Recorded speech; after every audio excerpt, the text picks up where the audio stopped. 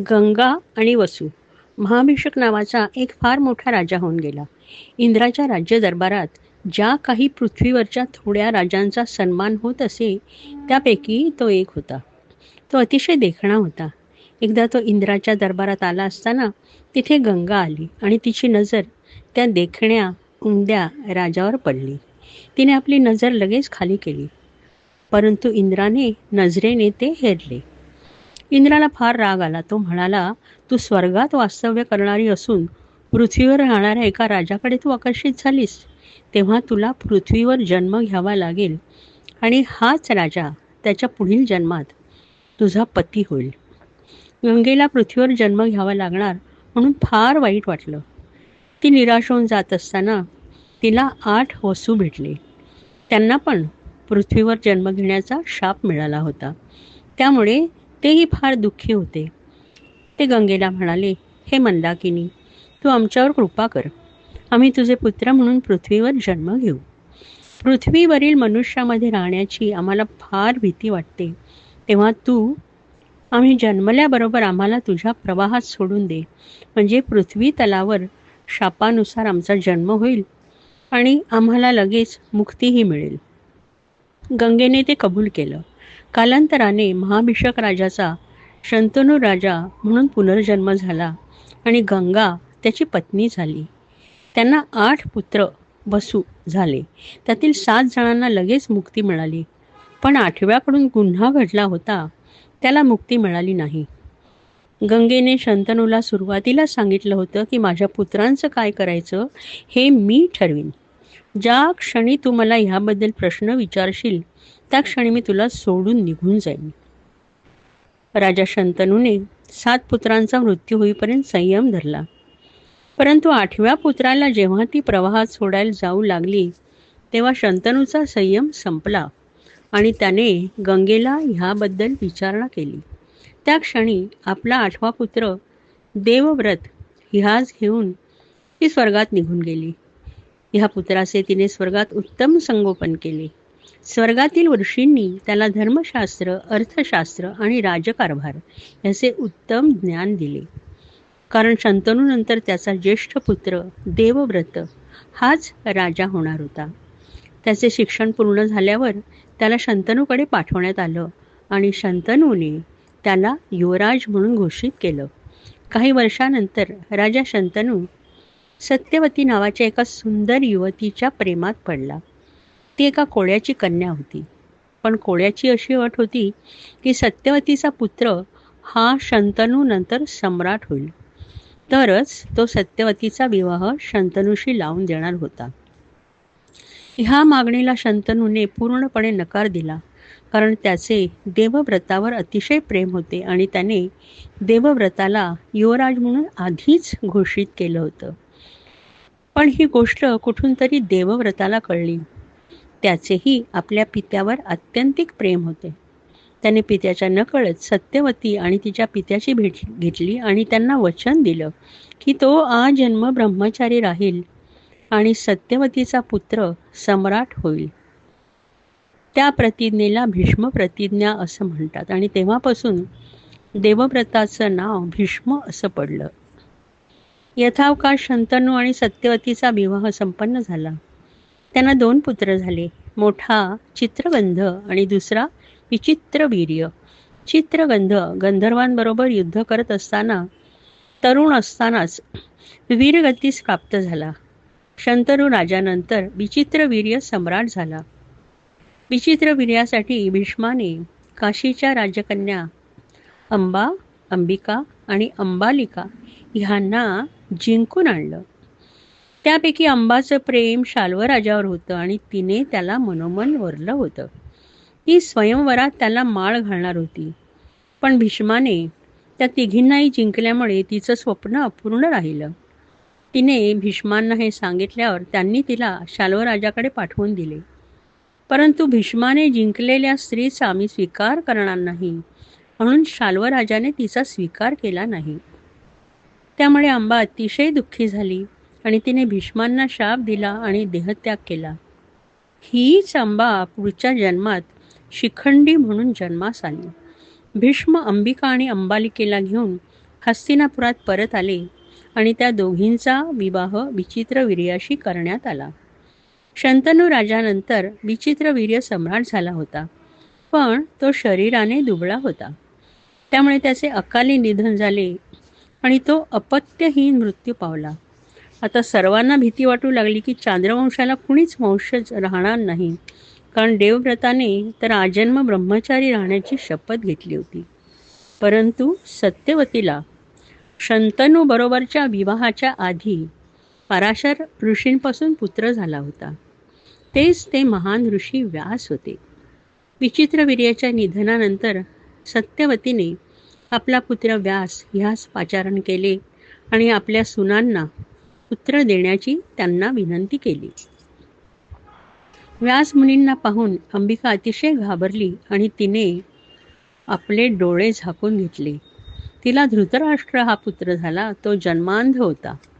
व्यासांना बघून अंबालिका घाबरून पांढरी फटक पडली आणि तिला झालेला पुत्र पंडू हा होता आणि तिसरा पुत्र दासीला झाला.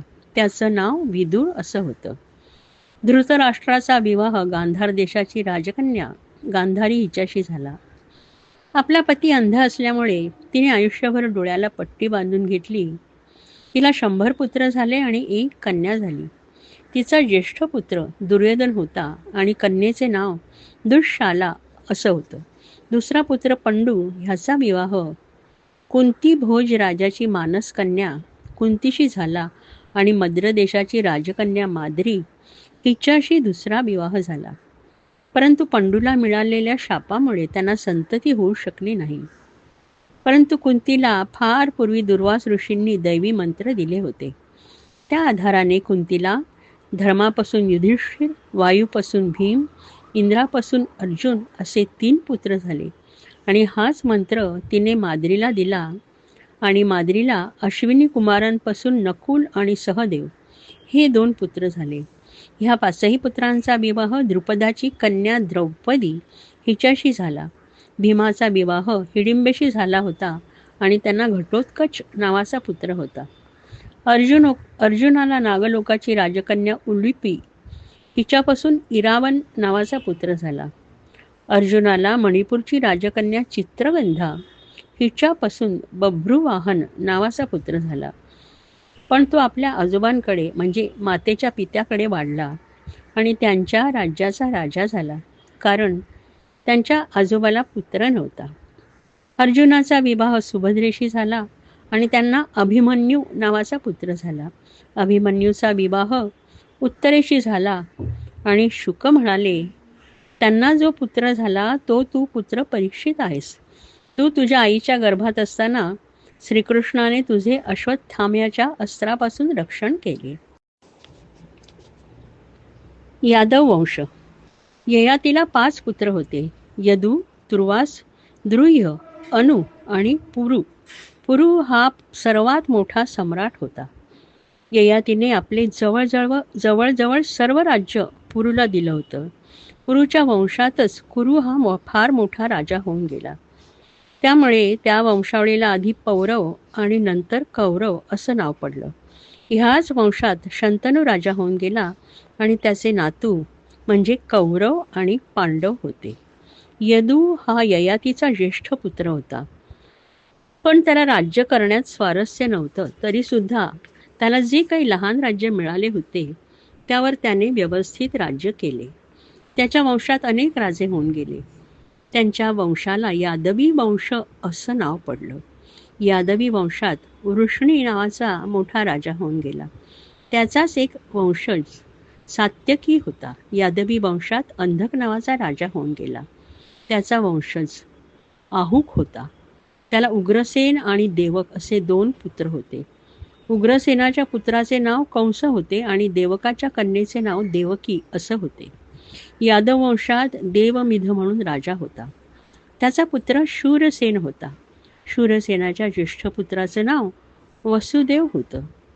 वसुदेवाला 9 भाऊ आणि 5 भगिनी होत्या.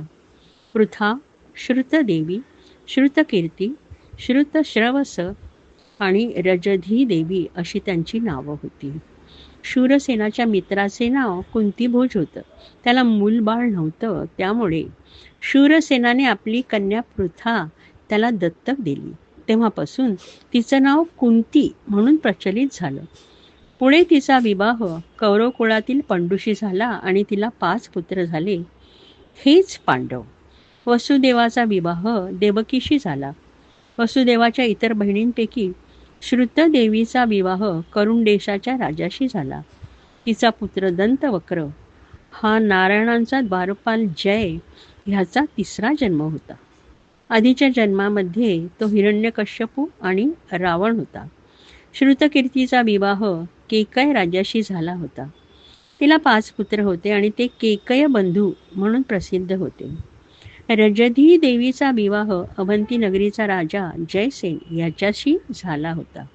तिला 2 पुत्र आणि मित्रविंदा नावाची कन्या होती. तिचा विवाह श्रीकृष्णाशी झाला. श्रुतश्रवसचा विवाह चेडी राज्याच्या राजाशी झाला होता. तिच्या पुत्राचं नाव शिशुपाल असं होतं. शिशुपाल हा नारायणाचा द्वारपाल विजय ह्याचा 3रा जन्म होता. पहिल्या 2 जन्मांमध्ये तो हिरण्याक्ष आणि कुंभकर्ण होता. ज्या वेळी पृथ्वीवर अधर्माचं थैमान सुरू होतं त्यावेळेस भगवंत पृथ्वीवर अवतार घेतात. पृथ्वीला अनेक राक्षसी वृत्तीच्या राजांपासून मुक्त करण्यासाठी नारायणांनी श्रीकृष्णाचा अवतार घेतला. वसुदेव देवकीच्या विवाहानंतर आकाशवाणी झाली होती की त्या दोघांचा 8वा पुत्र कंसाचा वध करेल. तेव्हा क्रोधित होऊन कंसाने वसुदेव देवकीला कारागृहात टाकलं होतं आणि त्यांच्या पहिल्या 6 पुत्रांचा जन्मताच क्षणीच वध करत गेला. 7वा गर्भ वसुदेवाची दुसरी पत्नी रोहिणी हिच्या गर्भाशयात विष्णुमायेने प्रस्थापित केला गेला. तोच बलराम जो शेषनाग अनंत होता. देवकीचा 8वा पुत्र म्हणून स्वतः नारायणांनी अवतार घेतला आणि हा अवतार इतका तेजस्वी होता की त्याला नारायणांचा पूर्णावतार म्हणून संबोधले जाते. तोच श्रीकृष्ण आणि बलराम ह्या दोघांनीही यादव कुळातील वृष्णी घराण्यात जन्म घेतला. नारायणांचा श्रीकृष्ण अवतार अतिशय सुंदर होता. त्याचे कटाक्ष अतिशय दयाळू होते. त्याचे हास्य मनाला भुरळ पाडणारे आणि अतिशय मोहक होते. त्याचे धैर्य सर्वश्रुत होते. त्याच्या कानात मत्स्याकाराची कुंडले होती. जन्मल्याबरोबर त्याने वसुदेव देवकीला शंख चक्र गदा पद्म घेतलेल्या 4 भुजांच्या मूळ अवतारात दर्शन दिलं आणि आपलं वचन खरं केल्याची प्रचिती त्यांना दिली आणि नंतर त्याने नवजात अर्भकाचे रूप धारण केले. हे बाळ रात्री 12 वाजता जन्माला आले आणि कोसळणाऱ्या पावसात कारागृहाची दारे उघडली गेली.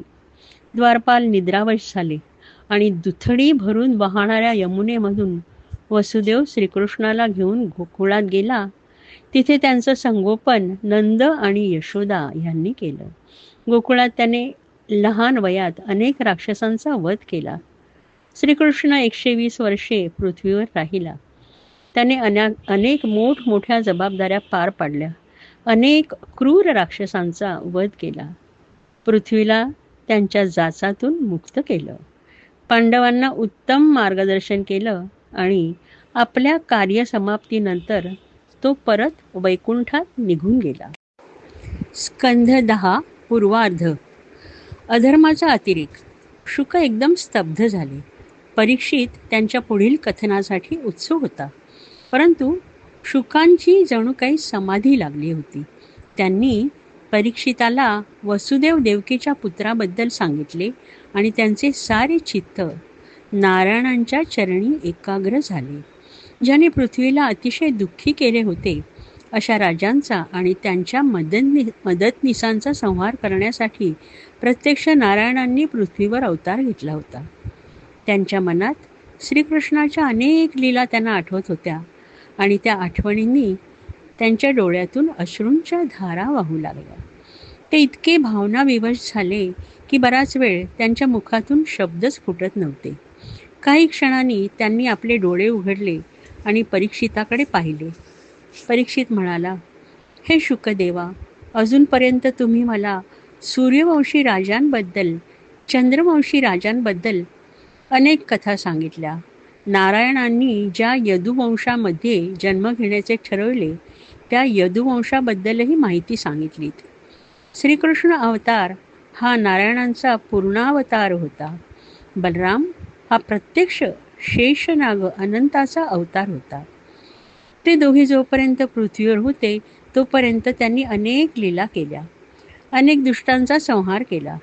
तेव्हा त्यांच्याबद्दलच्या कथा आता मला ऐकायच्या आहेत. मी त्या ऐकण्यासाठी अतिशय उत्सुक झालो आहे. तुमच्यासारखे महान ऋषी सर्व इच्छा आकांक्षांच्या पलीकडे गेलेले आहेत आणि ते सतत परमेश्वराच्या भजनामध्ये दंग असतात. सतत श्रीकृष्णाच्या स्तवनात मग्न राहिलेने जन्म मृत्यूच्या चक्रातून तुम्हाला मुक्ती मिळू शकते.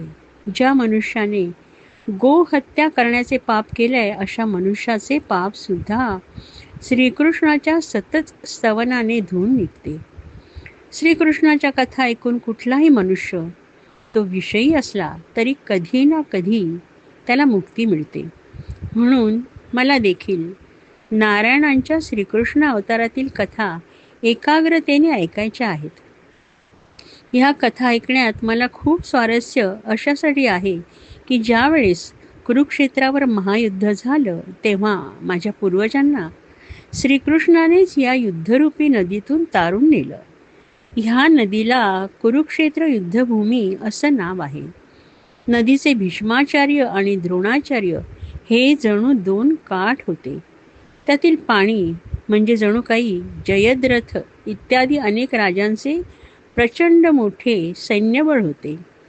कृपाचार्य हे नदीतील बलवान प्रवाह होते, ज्यांच्यामुळे मोठा नाश होत होता.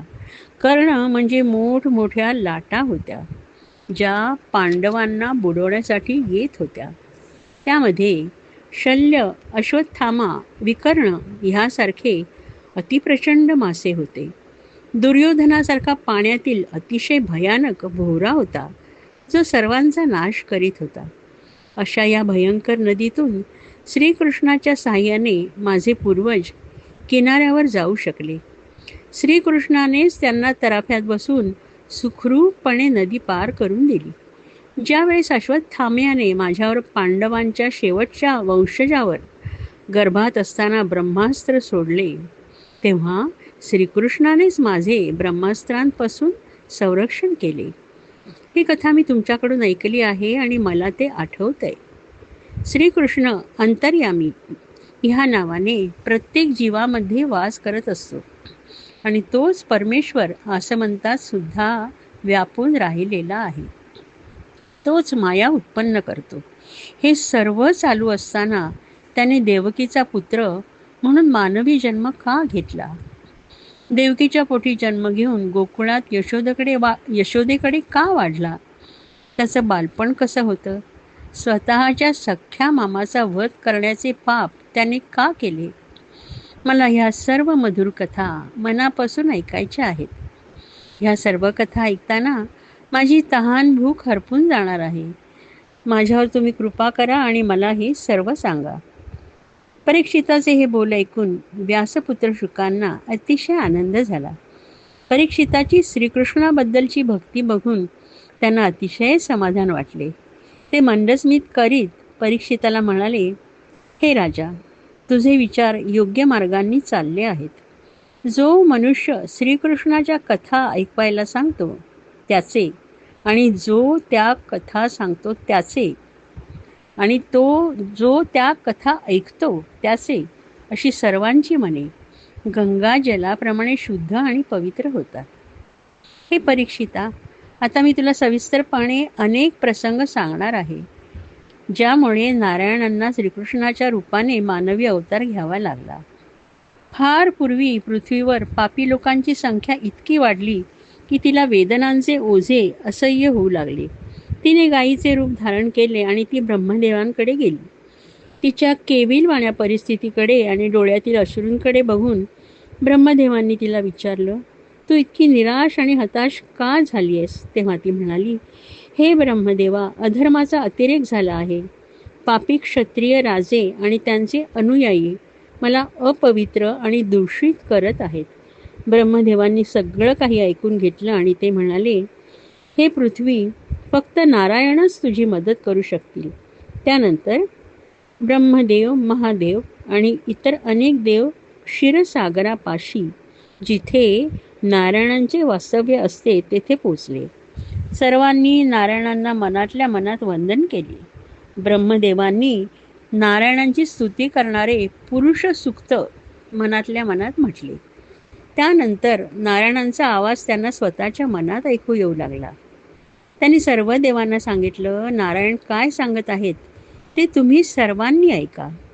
ब्रह्मदेव म्हणाले, नारायणांना पृथ्वीवर होणाऱ्या अत्याचार्याची आणि दुःखाची पूर्ण कल्पना आहे.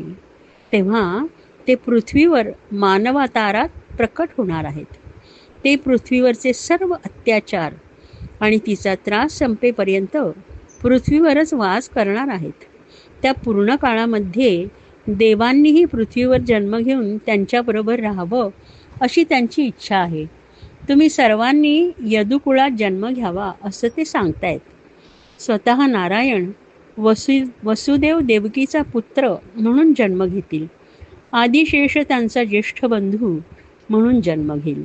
नारायणांच्या सांगण्यानुसार विष्णुमाया किंवा योगमाया सुद्धा पृथ्वीवर अवतरेल.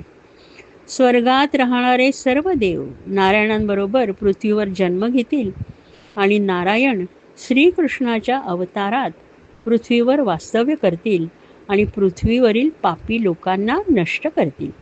ह्याप्रमाणे नारायणांनी ब्रह्मदेवांमार्फत पृथ्वीला आणि सर्व देवांना दिलासा दिला. पृथ्वीवरील सर्व दुष्टत्वाचा ऱ्हास होऊन ती स्वच्छ होईल असंही त्यांनी सांगितलं. हे सर्व ऐकून पृथ्वी आणि सर्व देव आनंदाने आपापल्या घरी गेले. आकाशवाणी. ययातीचा पुत्र यदू होता आणि यदूचे जे वंशज होते त्यांना यादव म्हणतात. यदूचे राज्य 2 भागात विभागले होते, मथुरा व शूरसेन. यादव वंशात उग्रसेन आणि देवक असे 2 बंधू होते. उग्रसेन मथुरेचा राजा होता आणि उग्रसेनाच्या पुत्राचे नाव कंस होते. देवकाच्या कन्येचे नाव देवकी होते. राजा शूराचा ज्येष्ठ पुत्र वसुदेव ह्याच्याशी देवकीचा विवाह ठरला होता. देवकी ही कंसाची चुलत बहीण होती, परंतु त्याचे आपल्या बहिणीवर खूप प्रेम होते. वसुदेव हा सुद्धा त्याचा मित्र होता. लग्नाचा सोहळा उत्तम रीतीने पार पडला. त्यानंतर नवदाम्पत्याच्या वरातीची तयारी सुरू झाली.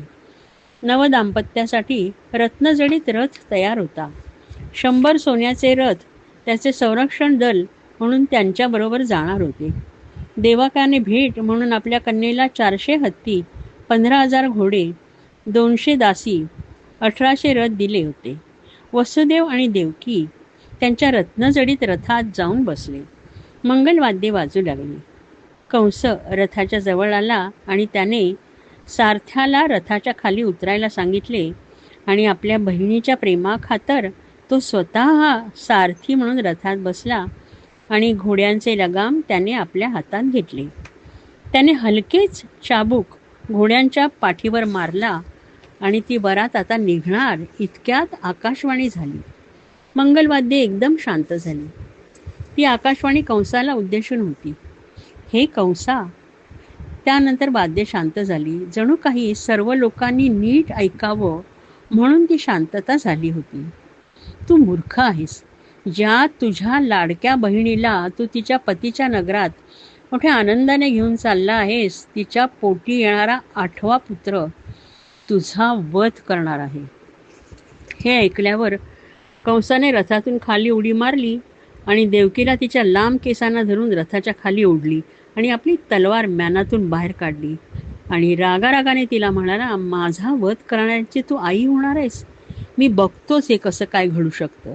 मी आत्ताच माझ्या या तलवारीने तुला यमसदनास पाठवतो, म्हणजे मला कशाचीच भीती राहणार नाही. असं म्हणून त्याने आपली तलवार तिला मारण्यासाठी हवेत उंच नेली. ते सर्व पाहून वसुदेव धावत त्याच्याजवळ गेला आणि त्याने त्याचा उजवा हात धरून त्याला शांत करण्याचा प्रयत्न करू लागला.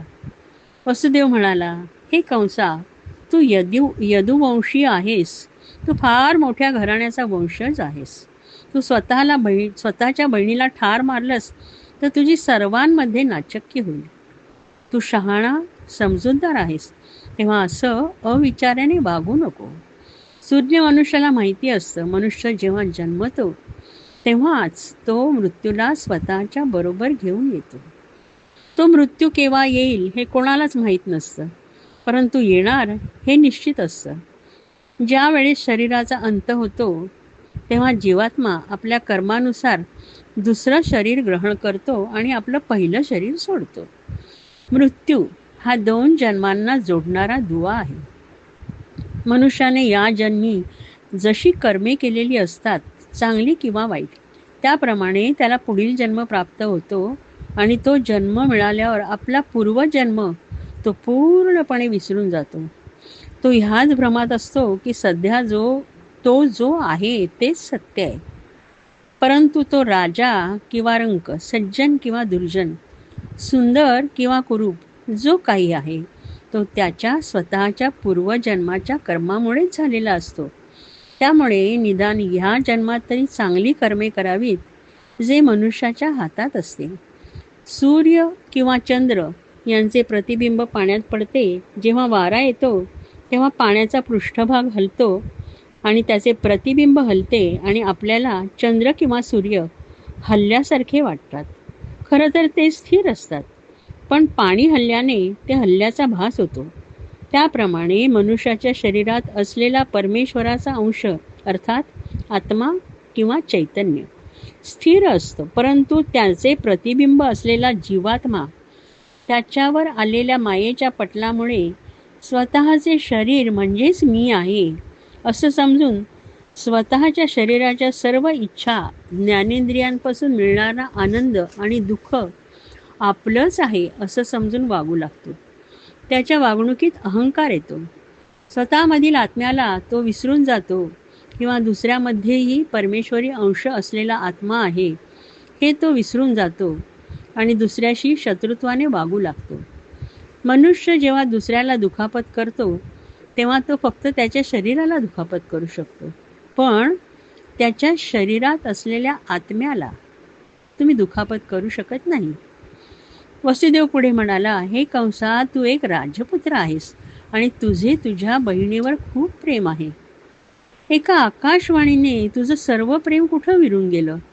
नुकत्याच विवाहबद्ध झालेल्या तुझ्या बहिणीचा वध करण्याचा विचार तुझ्या मनाला शिवतो तरी कसा? ती अतिशय घाबरलेली आहे आणि तिच्या डोळ्यांतून सतत अश्रुधारा वाहत आहेत. अशा तुझ्या या निष्पाप बहिणीला मारण्याचं पाप तू करू नकोस. तुझी तलवार म्यान कर. पण कंस कुणाचंच ऐकण्याच्या मनस्थितीत नव्हता. जिच्यामुळे आपल्या जीवाला धोका आहे त्या देवकीला मारण्याचा त्याने निश्चयच केला होता हे वसुदेवाच्या लक्षात आलं. त्याच्या समजावण्याचा कंसाच्या मनावर कुठलाच परिणाम होत नाही तेव्हा दुसऱ्या कुठल्या तरी उपायाने आपल्या पत्नीचा, देवकीचा जीव वाचवणे अत्यंत गरजेचे आहे आणि ते सुद्धा लवकरात लवकर. त्यानंतर तो कंसाला म्हणाला, हे कंसा, आकाशवाणीप्रमाणे देवकी तुझा वध करणार नाही. तुला तिच्या पुत्रांपासून भीती आहे. तेव्हा मी तुला असं वचन देतो की देवकीच्या पोटी जन्मलेला प्रत्येक पुत्र मी तुला भेट म्हणून देईन. आता तरी माझ्या पत्नीला मारू नकोस. कंसाने थोडा विचार केला. त्याला वसुदेवाचं म्हणणं पटलं. त्याने आपली तलवार म्यान केली आणि ठीक आहे असं म्हणून तो तिथून निघून गेला. संकर्षण. वसुदेव देवकीच्या राहण्याची व्यवस्था एका वेगळ्या वाड्यात करण्यात आली. यथावकाश त्यांना पुत्ररत्न झाले. वसुदेवाने त्याचं नाव कीर्तिमान असं ठेवलं. मोठ्या जड अंतःकरणाने वसुदेव वचन दिल्याप्रमाणे त्या नवजात अर्भकाला घेऊन कंसाकडे गेला. त्याने त्या बाळाला कंसाच्या पायावर ठेवलं आणि म्हणाला, मी वचन दिल्याप्रमाणे माझ्या या नवजात अर्भकाला घेऊन तुझ्याकडे आलो आहे. हे बघून कंसाला फार आनंद झाला. वसुदेवाचा प्रामाणिकपणा बघून त्याला समाधान वाटलं. त्याने त्या बाळाला उचललं आणि परत वसुदेवाच्या हातात देत तो म्हणाला, हा तुझा पहिलाच पुत्र आहे. ह्या बाळापासून मला धोका नाही. तुझ्या 8व्या पुत्रापासून मला धोका आहे. तेव्हा ह्या बाळाला घेऊन तू घरी जा. वसुदेव त्या बाळाला परत घेऊन गेला. पण कंसावर त्याचा अजिबात विश्वास नव्हता. त्यानंतर देवर्षी नारद कंसाकडे आले आणि कंसाला म्हणाले, अरे कंसा, गोकुळात राहणारे नंद इत्यादी गोप, त्यांच्या बायका, वसुदेव इत्यादी वृष्णीवंशी यादव, देवकी इत्यादी यदुवंशातील स्त्रिया आणि नंद व वासुदेव ह्या दोघांचेही नातलग हे सर्वजण देव आहेत. नारद पुढे म्हणाले, पृथ्वीवरील दुष्ट असुरांचा भार वाढला आहे. त्यामुळे त्यांचा नाश करण्यासाठी देवांनी पृथ्वीवर जन्म घेतलाय. नारदाने त्याला हेही सांगितलं की तो म्हणजेच कंस गेल्या जन्मी कालनेमी नावाचा राक्षस होता आणि त्याला विष्णूने मारलं होतं. आता त्याची खात्रीच झाली की देवकीच्या गर्भापासून विष्णूच त्याला मारण्यासाठी जन्म घेणार आहे. त्यात नारदांनी अशा संभ्रमात टाकलं की उलटीकडून मोजणी केल्यास देवकीचा पहिला पुत्र 8वा ठरतो. म्हणून त्याने देवकीला आणि वसुदेवाला बेड्या घालून कैदेत टाकलं. त्यांच्या पहिल्या पुत्राला मारून टाकलं आणि त्यांना जसजसे पुत्र होत गेले तसं त्यांना मारून टाकलं. आपल्या पित्याला उग्रसेनालाही त्याने कैद करून कारागृहात टाकलं आणि स्वतः राजा झाला. मगध देशाचा राजा जरासंध ह्याने आपल्या कन्यांचा विवाह कंसाशी लावून दिला होता. त्यामुळे त्याच्या बाजूने बरेच बलाढ्य राजे होते. ते सर्व असुर होते. यादव वंशातील राजांना कंस अतिशय त्रास देत असे. तेव्हा अनेक यादवी राजे दुसऱ्या देशांमध्ये पळून गेले किंवा नाईलाजाने त्याचे अनुयायी म्हणून तिथेच दिवस काढू लागले. देवकीच्या 6 पुत्रांचा कंसाने जन्मताच वध केला होता. 7व्या पुत्राने तिच्या गर्भाशयात आकार धारण केला होता. तो नारायण स्वरूप आदिशेष होता. नारायणांनी ठरवलं की पृथ्वीवरच्या अधर्माच्या अतिरेकपणाचा नाश करण्याची वेळ येऊन ठेपली आहे.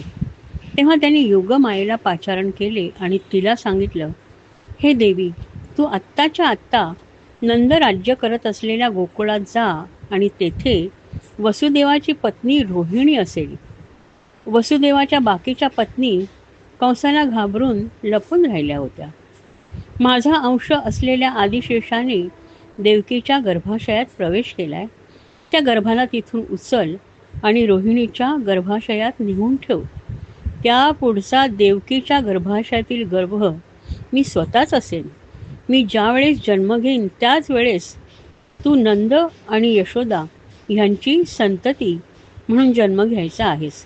तुझ्या ह्या महत् कार्याबद्दल तुला ईश्वरी म्हणून सर्वजण ओळखतील. तुझ्या आशीर्वादाने निपुत्रिकांना संतती होईल. तुझ्या आशीर्वादाने लोकांच्या मनातील इच्छा पूर्ण होतील. सर्वजण तुझी भक्ती करू लागतील. तुझी देवळे बांधली जातील. तू दुर्गा, भद्रकाली, विजया, वैष्णवी, कुमुद, चंडिका, कृष्णा, कन्निका, माया, नारायणी, ईशानी, शारदा, अंबिका अशा वेगवेगळ्या नावांनी ओळखली जाशील. जो गर्भ देवकीपासून रोहिणीच्या गर्भाशयात पाठवला जाईल तो संकर्षण म्हणून ओळखला जाईल. तो खूप प्रबळ असेल आणि आपल्या स्वरूपाने तो सर्वांना रमवेल म्हणून त्याचे बलराम हे नावही प्रसिद्ध होईल. योगमायेने नारायणांनी सांगितलेली सर्व कामगिरी ऐकून घेतली आणि त्यांची परवानगी घेऊन ती पृथ्वीवर अवतरली. तिच्या मायेमुळे देवकीची गाढ तंद्री लागली आणि तिच्या नकळत तिचा गर्भ रोहिणीच्या गर्भाशयात नेला गेला आणि तो तेथे वाढू लागला. दुसऱ्या दिवशी कंसासकट सर्वांना देवकीचा गर्भपात झाला असं वाटलं. कृष्ण जन्म. सर्व विश्वाचे रक्षण करते, सर्व विश्वाचा आत्मा असलेले नारायण वसुदेवाच्या मनात आपल्या सर्व कलांसह प्रविष्ट झाले. भगवंतांचे तेज धारण केल्यामुळे वसुदेव सूर्याप्रमाणे तेजस्वी दिसू लागला. देवकीने, जो सर्व विश्वाचा आत्मा आहे, जो विश्वातील प्रत्येक सजीव आणि निर्जीव वस्तूमध्ये वास्तव्य करतो, जो केवळ मांगल्य आणि वैभवाचे प्रतीक आहे, अशा परमेश्वरास विशुद्ध मनाने धारण केले. इथे भौतिक शरीराचा कोणताही संबंध नव्हता. देवकी अतिशय भाग्यवान होती की तिला नारायणांची माता होण्याचे भाग्य मिळणार होते. ज्याप्रमाणे चंद्रोदयानंतर पूर्व दिशा चमकू लागते, त्याप्रमाणे देवकी अतिशय तेजस्वी आणि सुंदर दिसू लागली. परंतु घड्यामध्ये बंद केलेल्या दिव्याचा प्रकाश किंवा आपली विद्या दुसऱ्याला न देणाऱ्या गर्विष्ठ पंडितांच्या विद्येचा प्रकाश जसा पसरत नाही, त्याप्रमाणे कंसाच्या कारागृहात बंद असल्यामुळे जगन्निवास तिच्यामध्ये राहत असूनही लोकांना देवकीचा सुद्धा प्रभाव जाणवला नाही. ती तिच्या अंतर्मनात हा आनंद अनुभवत होती. तिच्या चेहऱ्यावर पवित्र हास्य होतं आणि तिच्या तेजस्वी अंगकांतीने कारागृह झगमगत होते. कंसाने जेव्हा तिला पाहिले तेव्हा तिचं तेज बघून तो स्वतःशीच म्हणाला, ही देवकी इतकी तेजस्वी कधीच दिसत नव्हती.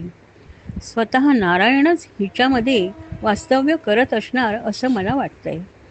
माझा वध करण्यासाठीच नारायण जन्म घेणार आहेत. तेव्हा मला आता व्यवस्थित काळजी घेतली पाहिजे.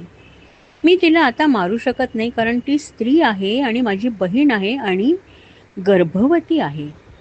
हिला मारल्याने माझी लक्ष्मी आणि आयुष्य तत्काळ नष्ट होऊन जाईल आणि माझी कायमची अपकीर्ती होईल.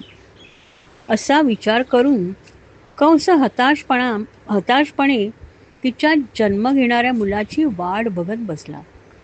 त्याला उठता बसता, खाता पिता, जागेपणी झोपेत, चालता फिरताना फक्त देवकीचं बाळ दिसत होतं.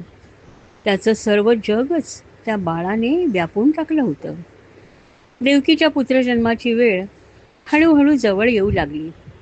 ब्रह्मदेव, महादेव, नारद मुनी, इतर अनेक देव देवकीकडे गेले आणि तिला वंदन करून नारायणांची स्तुती करू लागले. ते म्हणाले, हे नारायणा, तुम्ही अत्यंत दयाळू आहात. जेव्हा जेव्हा पृथ्वीवर संकट आली तेव्हा तेव्हा तुम्ही वेगवेगळे अवतार घेऊन त्या संकटांचं हरण केलं आणि सर्वांना नैराश्यातून बाहेर काढलं.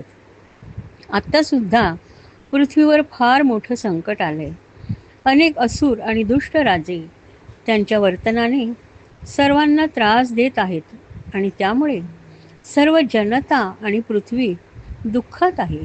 तेव्हा आम्ही सर्वजण अत्यंत नम्रपणे आपल्याला विनंती करतो की ह्या दुष्टांचा नाश करून पृथ्वीला तिच्या दुःखातून बाहेर काढा. त्यानंतर ते देवकीला म्हणाले, तू अत्यंत भाग्यवान स्त्री आहेस, कारण तुझ्या पोटी प्रत्यक्ष नारायण जन्म घेणार आहेत. आदिशेषांनी आधीच तुझ्या पोटी जन्म घेतला आहे आणि आता तो रोहिणीकडे वाढतोय आणि हा तुझा पुत्र सर्व विश्वाचा रक्षणकर्ता होणार आहे. तुला आता कंसापासून भीती बाळगण्याचं काहीच कारण नाही. हा तुझा पुत्र कंसाचा वध करणार हे निश्चित आहे. तेव्हा तू आता आनंदात राहा. असं प्रोत्साहन तिला देऊन ब्रह्मदेव आणि इतर सर्व देव तिथून अदृश्य झाले. नंतर जेव्हा सर्व गुणांनी युक्त अशी अतिशय उत्तम वेळ आली तेव्हा रोहिणी नक्षत्र होते. आकाशातील सर्व नक्षत्रे, ग्रह आणि तारे शुभ होते. त्यावेळी दिशा प्रसन्न होत्या. आकाशामध्ये तारे तेजाने झगमगत होते. पृथ्वीवरील सर्व वातावरण मंगलमय झालं होतं. नद्यांचं पाणी स्वच्छ झालं होतं. सरोवरांमध्ये कमळे उमलली होती. वनातील वृक्षांवर फुलांचे बहर आले होते. पक्षी किलबिल करत होते, तर कुठे भ्रमर गुणगुणत होते. पवित्र व सुगंधी वारा आपल्या स्पर्शाने लोकांना सुखी करत वाहत होता. कंसाच्या अत्याचाराने विझले गेलेले ब्राह्मणांचे अग्निहोत्राचे अग्नी प्रज्वलित झाले होते. असुरांचा नाश इच्छिणाऱ्या सज्जनांची मने प्रसन्न झाली होती. फक्त कंस दुःखी होता. भगवंत जन्माला येण्याची वेळ आली तेव्हा स्वर्गामध्ये देवतांच्या दुंदुभी वाजू लागल्या. किन्नर आणि गंधर्व गाऊ लागले. सिद्ध आणि चारण स्तुती करू लागले. विद्याधरांच्या स्त्रिया अप्सरांबरोबर नाचू लागल्या. देव आणि ऋषी आनंदित होऊन पुष्पवर्षाव करू लागले. पाण्याने भरलेले ढग समुद्राजवळ जाऊन सौम्य गर्जना करू लागले. ही मध्यरात्र होती. अभिजित मुहूर्त होता. सगळीकडे अंधकाराचे साम्राज्य पसरले होते. त्याच वेळी सर्वांच्या हृदयामध्ये विराजमान असलेले विष्णू वसुदेव पत्नी देवकीच्या ठिकाणी पूर्व दिशेला पूर्ण चंद्राचा उदय व्हावा त्याप्रमाणे प्रकट झाले. कृष्णाला गोकुळात नेलं. वसुदेवाने त्या नवजात अर्भकाकडे पाहिलं आणि अति आश्चर्याने त्याची मती गुंग होऊन गेली. ते साधं बालक नव्हतं, तर प्रत्यक्ष नारायण बालकाच्या रूपात त्याच्या हाती पहुडले होते. बालकाचे नेत्र कमलाप्रमाणे असून त्याला 4 हात होते आणि त्या हातांमध्ये शंख, गदा, चक्र आणि पद्म होते. वक्षस्थळावर श्रीवत्स चिन्ह असून गळ्यामध्ये कौस्तुभ मणी झळकत होता. पावसाळ्यातील मेघांप्रमाणे सुंदर श्यामल शरीरावर मनोहर पितांबर झळकत होता. मौल्यवान रत्नांनी जडवलेला मुकुट आणि मत्स्याकार कुंडले तेजाने चमकत होती. दंडामध्ये बाजूबंद आणि मनगटांमध्ये छोटीशी कंकणे ह्यांनी तो विशेष सुंदर दिसत होता. श्रीकृष्ण अवतीर्ण झाला ह्या अत्यानंदाच्या भरात ब्राह्मणांना 10,000 गायी देण्याचा संकल्प त्याने मनोमन केला. त्याची सर्व भीती नाहीशी झाली. तो त्या तेजस्वी बालकाकडे अनिमिष नेत्रांनी बघतच राहिला. वसुदेवाने त्या बालकाला खाली ठेवले आणि त्याच्या समोर नतमस्तक होत त्याला वंदन करून तो म्हणाला, हे परमपुरुषा, तुमच्या असीम दयाळूपणामुळे तुम्ही पृथ्वीवर ह्या पामर वसुदेव देवकीचा पुत्र म्हणून मानवी स्वरूपात अवतरला आहात. ह्याचा मला किती आनंद झालाय आणि मी किती भाग्यवान आहे मी तुम्हाला कसं सांगू. सर्व मनुष्य जातीत मी सर्वात भाग्यवान पुरुष आहे आणि तुमच्या कृपेमुळे माझ्या पत्नीला देवकीला तुमची माता होण्याचं भाग्य लाभलंय. देवकीने जेव्हा आपल्या पुत्राला नारायण स्वरूपात पाहिलं तेव्हा ती म्हणाली, हे नारायणा, पृथ्वीवरील सर्व दुष्टांचा आणि दुष्ट प्रवृत्तींचा नाश करण्यासाठी तुम्ही पृथ्वीवर अवतार घेतलाय. तुम्ही कंसाचे अत्याचार आणि त्याची जुलूमशाही नष्ट करा आणि कंसाला तुमचे हे रूप दाखवू नका. अनेक योगी वर्षानुवर्षे तपश्चर्या करतात, तरी त्यातल्या काही भाग्यवान योगींनाच आपलं दर्शन घडतं. तेव्हा कंसासारख्या दुष्ट माणसाची तुमचे हे रूप बघण्याची लायकी नाही. ती पुढे म्हणाली, हे बाळा, तुझ्या जन्मामुळे मी अतिशय आनंदी झाले, पण तितकंच मला दुःख होतंय, कारण इतर मातांप्रमाणे मी तुला माझ्याजवळ ठेवू शकत नाही. कंसाने माझ्या सर्व पुत्रांना मारले आणि आता तुझ्या जन्माची बातमी त्याच्या कानावर गेल्यावर तो लगेच तलवार घेऊन तुला मारायला धावून येईल. देवकीचे हे बोल ऐकून नारायणांनी मंदस्मित केले. ते म्हणाले, हे देवकी, तू सर्व स्त्रियांमध्ये अत्यंत पवित्र आहेस. तुझ्या पूर्वीच्या जन्मामध्ये तू स्वयंभू मनूच्या वंशात जन्मली होतीस.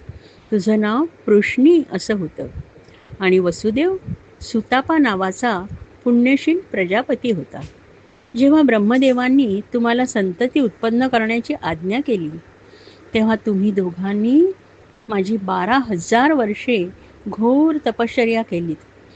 त्यावेळी मी तुम्हा दोघांवर प्रसन्न झालो, कारण तुम्ही दोघांनी श्रद्धायुक्त तपश्चर्येने आणि प्रेममय भक्तीने आपल्या हृदयात नित्य माझेच चिंतन केले होते. मी तुमच्यापुढे ह्याच स्वरूपात प्रकट झालो होतो आणि वर मागा म्हणताच तुम्ही माझ्यासारखा पुत्र मागितलात, मोक्ष मागितला नाहीत. माझ्यासारखा पुत्र होण्याचा वर तुम्हाला प्राप्त झाला आणि मी तिथून निघून गेलो. ह्या जगात माझ्यासारखा दुसरा कुणीच नसल्यामुळे मीच तुमच्या दोघांचा पुत्र झालो आणि त्यावेळेस मी पृश्निगर्भ या नावाने प्रसिद्ध झालो. त्यानंतर पुढील जन्मामध्ये तू आदिती झालीस आणि तुझा पती कश्यप ऋषी झाले आणि मी तुमचा पुत्र झालो. माझं नाव उपेंद्र होतं, पण मी ठेंगू असल्यामुळे वामन म्हणून प्रसिद्ध झालो आणि आता ह्या तिसऱ्या जन्मात तू देवकी झालीस आणि वसुदेव तुझा पती झाला आणि मी श्रीकृष्ण म्हणून तुमच्या दोघांचा पुत्र झालो. माझं खरं स्वरूप मी तुम्हाला मुद्दाम म्हणून दाखवलं की ज्यामुळे तुम्हाला माझ्या पूर्वीच्या अवतारांचे स्मरण होईल आणि तुमच्या ह्या जन्मानंतर तुम्हाला मोक्ष प्राप्त होईल. भगवंतांनी जेव्हा माझ्यासारखा पुत्र होईल म्हणून सुतापा आणि पृश्नीला वर दिला तेव्हा त्यांच्या लक्षात आलं की त्यांच्यासारखा दुसरा कुणी नसल्यामुळे ते त्यांचे वचन सत्य करू शकत नव्हते. अशा वेळी मागितलेल्या वस्तूच्या तिप्पट वस्तू दिली असता असत्याचा दोष लागत नाही, म्हणून ते स्वतः 3 वेळा त्यांचे पुत्र झाले आणि त्यामुळे त्यांचे वचन सत्य झाले. शुक म्हणतात, इतकं बोलून भगवंत स्तब्ध झाले आणि आपल्या मात्या पित्याकडे बघत त्यांनी एका सामान्य बालकाचं रूप धारण केलं. भगवंतांच्या प्रेरणेने वसुदेवाला अशी आज्ञा केली होती की त्याने त्या नवजात अर्भकाला गोकुळात नंदराजाकडे घेऊन जावे आणि त्याची पत्नी यशोदा हिला झालेले बाळ इथे घेऊन यावे. वसुदेव देखील मोठा प्रश्न पडला, हे कसं घडणार, कारण त्यांच्या कारागृहाच्या दरवाज्यांना कुलप लावली होती आणि त्यांच्यावर सशस्त्र रखवालदारांचे पहारे होते. वसुदेवाने एक वेताची टोपली घेतली, त्यामध्ये त्या बाळाला अलगद ठेवलं आणि स्वतःचा शेला त्याला पांघरून म्हणून घातला. ती टोपली घेऊन तो हताशपणे बंद दरवाज्यांकडे बघू लागला. तितक्यात मोठा चमत्कार झाला. दरवाज्यांची सगळी कुलुपे आपोआप गळून पडली, दरवाजे उघडले गेले. वसुदेव दरवाजाजवळ गेला तेव्हा सर्व रखवालदार गाढ निद्रेमध्ये होते.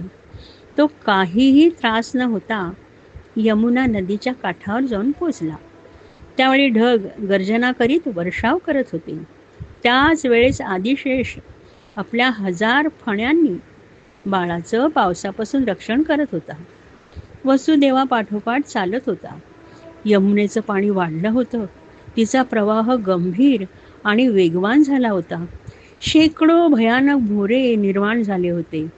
वसुदेवाने भगवंतांवर संपूर्ण विश्वास ठेवून नदीच्या पात्रात पाऊल टाकलं आणि ज्याप्रमाणे सीतापती रामचंद्रांना समुद्राने वाट करून दिली होती त्याचप्रमाणे यमुनेने वसुदेवाला वाट करून दिली. भगवंतांच्या आज्ञेप्रमाणे वसुदेव गोकुळात पोचला. तो सरळ नंदाच्या घरी गेला. तिथे नंदपत्नी यशोदेच्या खोलीत गेला. यशोदा गाढ निद्रेत होती. तिच्या शेजारी एक बाळ होते. वसुदेवाने अलगदपणे आपले बाळ यशोदेच्या जवळ ठेवले आणि तिच्या बाळाला अलगदपणे टोपलीत ठेवले. ती कन्या होती. सर्व गोकुळ योगमायेमुळे निद्रिस्त होता. वसुदेव जसा गेला होता तसाच परत मथुरेत आला आणि आपल्या कारागृहात पोचला. त्याने आणलेले बाळ देवकीच्या जवळ ठेवले. एव्हाना कारागृहाचे दरवाजे बंद झाले होते आणि कुलपे लागली होती. त्याने आपल्या हातापायांना बेड्या लावून घेतल्या आणि ते दोघेही कंसाची वाट पाहत थांबले.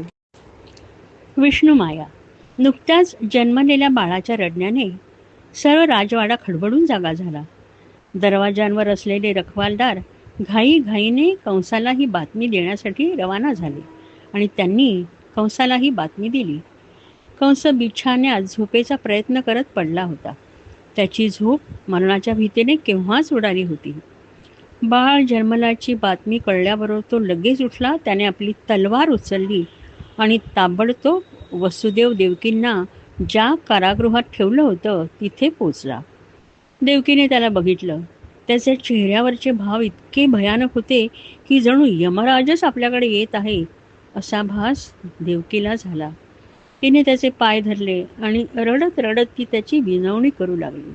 ती म्हणाली, हे माझ्या प्रिय बंधू, माझ्या या बाळाला तू मारू नकोस, कारण ही कन्या आहे.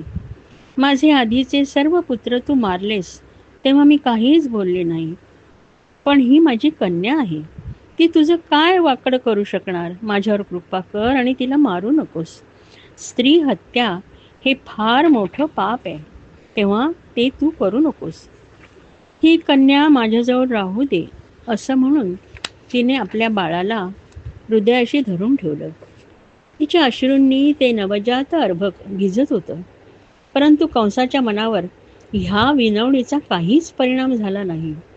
मृत्यूच्या भीतीने तो झपाटल्यासारखा झाला होता.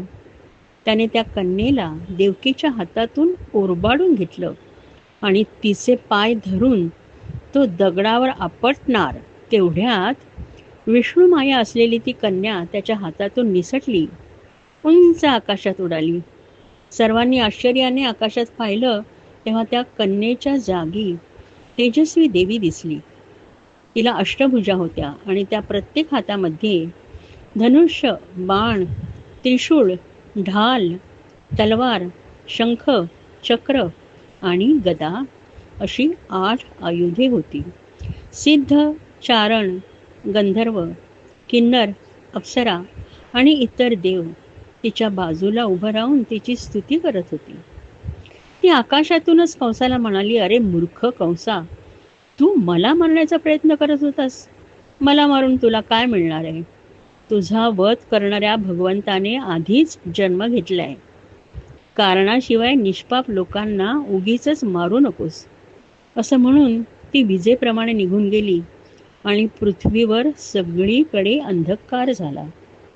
हा चमत्कार बघून कंस आश्चर्यचकित झाला. विष्णुमायेच्या बोलण्याचा त्याच्या मनावर फार परिणाम झाला. त्याला स्वतःचीच लाज वाटू लागली. वसुदेव देवकीशी वैरभाव धरल्याबद्दल त्याला शरम वाटू लागली. अतिशय खेदाने त्याने वसुदेव देवकीच्या बेड्या काढून टाकल्या आणि तो म्हणाला, मला क्षमा करा. माझ्या दुष्टपणामुळे आणि मरणाच्या भीतीपोटी मी तुमचे सर्व पुत्र यमसदनास पाठवले. माझ्या या पापामुळे मी नरकात जाणार आहे. मला असं वाटत होतं की आपला हेतू साध्य करण्यासाठी फक्त मानव खोटं बोलतो, परंतु देव सुद्धा असत्य बोलतात ह्यावर माझा विश्वास बसलाय. कुठल्या तरी आकाशवाणीवर विश्वास ठेवून हे देवकी, मी तुझी, माझ्या बहिणीची नवजात अर्भके ठार मारली. त्याबद्दल देवकी तू मला क्षमा कर आणि त्यांच्या मृत्यूचे दुःख करू नकोस. मनुष्याचे शरीर हे मातीच्या भांड्याप्रमाणे असते. मातीचे भांडे फुटले की त्याचा आकार नष्ट होतो, पण त्यामध्ये असलेली पोकळी तशीच राहते. त्याचप्रमाणे मृत्यू आल्यावर मनुष्याचे शरीर नष्ट होते, पण त्यात असलेला आत्मा नष्ट होत नाही. आणि हे सत्य ज्याला उमगले आहे तो मृत्यूबद्दल दुःख करीत नाही. परंतु सामान्य माणूस अहंकारापोटी स्वतःच्या शरीरालाच आत्मा समजतो आणि त्यामुळे शारीरिक दुःखांमुळे पीडित होतो आणि शारीरिक सुखांमुळे आनंदी होतो. जोपर्यंत तो ह्या मायाजालात अडकलेला असतो तोपर्यंत त्याला सत्याची जाणीव होत नाही. तो सुख दुःख अनुभवत राहतो. पण तुम्ही दोघे सामान्य नाही आहात. तुम्हाला माहीत आहे, या पृथ्वीवर जन्मलेला प्रत्येक जीव त्याच्या आधीच्या जन्मातील कर्मानुसार जन्म घेतो आणि मृत्यू पावतो. तुम्ही सुज्ञ आहात, तेव्हा तुमच्या पुत्रांच्या मृत्यूस कारणीभूत असलेल्या कंसाला तुम्ही मोठ्या मनाने क्षमा करा. असं म्हणून त्याने त्यांच्या पायावर डोकं ठेवलं. देवकी आणि वसुदेव अतिशय पवित्र मनाचे असल्यामुळे त्यांच्या लक्षात आलं की कंस मनापासून त्यांची माफी मागत होता. त्यांनी त्याला उठवलं आणि त्याची दुःख वर्तणूक विसरून देवकी म्हणाली, हे कंसा, तू म्हणतोस ते खरंय. जोपर्यंत मनुष्य शरीर आणि आत्म्याला एकच समजतो, त्याला सत्य आणि असत्यातला फरक कळत नाही, तोपर्यंत त्याच्या मनात सुख दुःख, वेदना, आनंद ह्या सर्व भावना प्रकट होत राहतात. ह्या सर्व भावना त्याची विचारशक्ती नष्ट करतात. प्रत्येक जीवातील आत्मा हा परमेश्वराचा अंश असतो आणि तो सर्वांमध्ये सारखा असतो. जेव्हा एक मनुष्य दुसऱ्या मनुष्याचा द्वेष करतो तेव्हा तो स्वतःचाच द्वेष करतो, कारण त्याचा आत्मा आणि दुसऱ्या मनुष्याचा आत्मा सारखाच असतो. हे सत्य जेव्हा मनुष्याला उमगेल तेव्हा तो सुखदुःखाच्या पलीकडे जाईल. असं म्हणून देवकीने आणि वसुदेवाने त्याला क्षमा केली. हे दोघेही किती सज्जन आहेत ह्याची जाणीव होऊन कंसाला अधिकच ओशाळल्यासारखे झाले. परंतु त्याच्या क्षमेमुळे त्याच्या मनावरची अपराधीपणाची भावना थोडीशी हलकी झाली. कंसाची मोहीम. आकाशात ज्या वेळेस काळे ढग जमा होतात तेव्हा सूर्य त्यामागे लपला जातो. एखादा ढग थोडासा बाजूला होतो तेव्हा एखादा सूर्यकिरण दिसतो आणि त्याच्या तेजाने डोळे दिपून जातात. परंतु परत तो ढग सूर्याला झाकळतो आणि सर्वत्र अंधार पसरला जातो. कंसाच्या बाबतीत असंच काहीसं झालं. ज्या वेळेस योगमायेचे भाष्य त्यांनी ऐकले आणि वसुदेव देवकीसारख्या अतिशय सज्जनांच्या सहवासात तो आला तेव्हा ज्ञानाच्या एका किरणाने त्याचे अज्ञानाचे ढग बाजूला केले आणि त्याला खऱ्या सत्याची जाणीव झाली. परंतु हा ज्ञानाचा किरण तो जोपर्यंत वसुदेव देवकीच्या सहवासात होता तोपर्यंतच राहिला. ज्यावेळी तो त्या दोघांना सोडून आपल्या नेहमीच्या असुरांच्या सहवासात गेला तेव्हा परत अज्ञानरूपी ढगांनी तो ज्ञानाचा किरण झाकाळून टाकला. आपल्या महालात गेल्यावर कंसाले आपल्या सहकारी मंत्र्यांना बोलावून घेतलं आणि कारागृहात विष्णुमायेने काय सांगितलं ते त्यांना कथन केलं. त्याचे सर्व मंत्री सहकारी देवांचे अतिशय द्वेष्टे होते, अहंकाराने मदमत्त झालेले होते. ते कंसाला म्हणाले, त्या बालकाला नक्कीच कुठेतरी लपून ठेवलेलं असणार. मथुरेपासून दूर एखाद्या लहानशा खेड्यात किंवा गुराख्यांमध्ये त्याला ठेवलं असणार. तेव्हा आम्ही जवळपासच्या गावामध्ये जाऊन तेथे 1 वर्षाखालील सर्व मुलांचा वध करतो, म्हणजे तुम्हाला त्यापासून भीती नाही. देव तुम्हाला काहीच करू शकणार नाहीत. युद्धात तुम्ही त्यांचा इतक्या वेळा पराभव केला आहात की तुमच्या नुसत्या नावाच्या उच्चाराने ते पळून जातात. रणभूमीच्या बाहेरच ते फुशारकी मारतात. तसा विचार केला तर एकांतवासात राहणारा विष्णू, वनवासी शंकर, तपस्वी ब्रह्मदेव आणि अल्प सामर्थ्य असणारा इंद्र यांच्यापासून आपल्याला काय भीती आहे. परंतु तरीसुद्धा आम्हाला असं वाटतंय की आपण देवांकडे दुर्लक्ष करता कामा नये, कारण ते आपले शत्रू आहेत. त्यांचे मूळच उघडून टाकलं पाहिजे. त्यासाठी तुम्ही आमची नेमणूक करा. ज्याप्रमाणे शरीरास होणाऱ्या रोगाला वेळीच ओळखून त्याच्यावर उपचार केले तर तो नष्ट होतो आणि दुर्लक्ष केल्यास बळावतो आणि शेवटी मृत्यू ओढवतो, त्याप्रमाणे देवांना दुर्लक्षित करून उपयोग नाही. देवांचा आधार विष्णू आहे आणि जेथे सनातन धर्म आहे तिथे तो राहतो. वेद, गाय, ब्राह्मण, तपश्चर्या आणि यज्ञ ही सनातन धर्माची मुळं आहेत आणि त्यामध्ये विष्णू वास करतो. विष्णू हा सर्व देवांचा स्वामी आहे आणि असुरांचा द्वेष करणारा आहे. तेव्हा त्याला जर नष्ट करायचं असेल तर सर्व ब्राह्मणांना आणि ऋषींना मारणं हे उचित ठरेल, कारण त्यांच्यामुळेच वेद, तपश्चर्या, यज्ञ ह्या गोष्टी होत असतात. यज्ञाच्या अग्नीला लागणारे तूप गायींमार्फत पुरवलं जातं. तेव्हा ह्या सर्व गायींचा नाश केला पाहिजे, म्हणजे विष्णूचे बळ आपोआप कमी होईल. सतत मृत्यूच्या भयानक छायेत असलेल्या कंसाला त्यांचं म्हणणं पटलं आणि वसुदेव देवकीच्या सहवासात जाणवलेला थोडासा सुज्ञपणा नष्ट झाला. तो त्याच्या मंत्र्यांवर आणि सल्लागारांवर खुश झाला. ते त्याचं हित बघणारे आणि मित्र होते. त्याने लगेचच 4ही दिशांना असुर पाठवण्याची सोय केली आणि त्यांना ब्राह्मणांना आणि यज्ञ करणाऱ्या सर्वांना त्रास देण्यास सांगितलं. सर्व असुरांनी आपल्यावर दिलेली कामगिरी उत्तम रीतीने पार पाडण्यासाठी मथुरेतून चारही दिशांना पाचारण केले. ते इतके अज्ञानी होते की आपण सज्जन माणसांना त्रास द्यायला जात आहोत आणि त्या आपल्या पापी कृत्यांमुळे आपला मृत्यू आपल्या जवळ येत आहे ह्याची त्यांना कल्पनाच नव्हती. ते सर्व आपली दुष्ट कृत्ये करण्यास उत्सुक झाले होते. पृथ्वीवर स्वर्ग अवतरला. ज्या वेळेस गोकुळात विष्णुमायेचा जन्म झाला तेव्हा यशोदा आणि बाकीचे सर्वजण गाढ तंद्रीत होते. त्यामुळे यशोदेला पुत्र झाला की कन्या झाली हे कोणालाच कळलं नाही. वसुदेव येऊन गेल्यावर आणि बाळांची अदलाबदल झाल्यावर सर्वजण त्या गाढ तंद्रीतून बाहेर आले आणि यशोदेला पुत्र झाल्याची आनंद वार्ता सगळीकडे पसरली. सर्वजण नंदाच्या घरी बाळाला बघण्यासाठी येऊ लागले. तो जगन्नाथ छोटेसे बाळ होऊन यशोदेच्या आपल्या मातेच्या कुशीत मोठ्या आनंदाने पहुडला होता. ते बाळ नील कमलाप्रमाणे सुंदर दिसत होते. नंदाला तर 7व्या स्वर्गात पोचल्याचा आनंद झाला होता.